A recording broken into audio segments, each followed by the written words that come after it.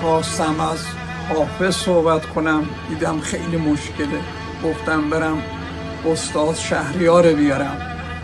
استاد شهریار موقعی که میخواست بیاد سر قبر حافظ دم در اصلی پا برهنه میشد و میدونست کجا میخوابرد.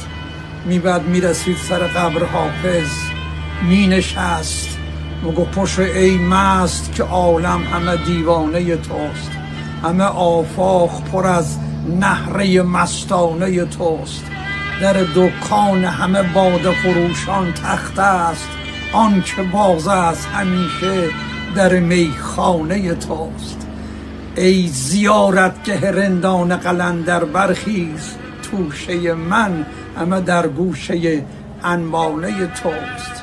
شمع من دور تو گردم که به کاخ شب وصل، هر که توفیق پری یافته پروانه توست. ای گدای سر خوانت همه شاهان جهان، شهریار آمده دربان در خانه توست.